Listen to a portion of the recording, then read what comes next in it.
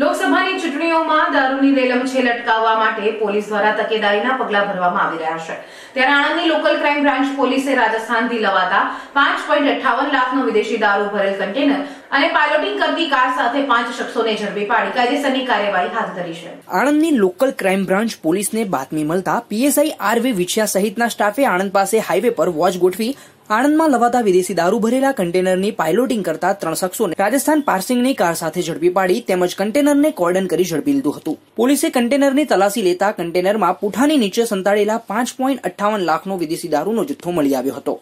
પોલીસે પાયલોટિંગ કરતી car container વિદેશી દારૂ સાથે 16.58 લાખનો મુદ્દામાલ કબજે કરી પકડાયેલ 5 શખ્સો વિરુદ્ધ આણંદ ટાઉન પોલીસ મથકે દારૂબંધી હેઠળ ગુનો નોંધીને કાયદેસરની કાર્યવાહી હાથ ધરી છે। વિદેશી દારૂનો આ જથ્થો કોણે મંગાવ્યો હતો અને ક્યાં ડિલિવરી આપવાની હતી તેમજ ચૂંટણીમાં દારૂની રેલમછેલ માટે કોઈ રાજકીય પાર્ટીએ દારૂ મંગાવ્યો હતો કે કેમ તેની તપાસ માટે પોલીસે આરોપીઓની વધુ પૂછપરછ હાથ ધરી છે।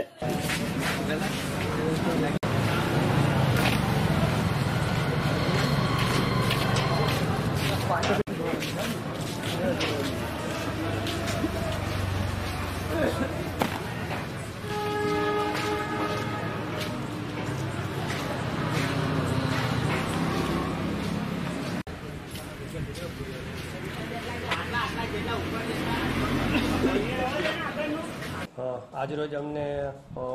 પીઆઈ સાહેબ સાથે પેટ્રોલિંગમાં હતા એ દરમિયાન અમને બાતમી મળેલી કે રાજસ્થાન પાસિંગની એક અલ્ટો ગાડી છે એ ઇંગ્લિશ દારૂનો જથ્થો લઈ અને પાયલોટિંગ કરી અને આણંદની શહેરની અંદર આવનાર હોય જેવી હકીકત મળેલ હોય જે હકીકતના આધારે કોર્ડન કરી પહેલાં જે પાયલોટિંગ કરતા વ્યક્તિઓને અલ્ટો સાથે પકડી પાડેલ।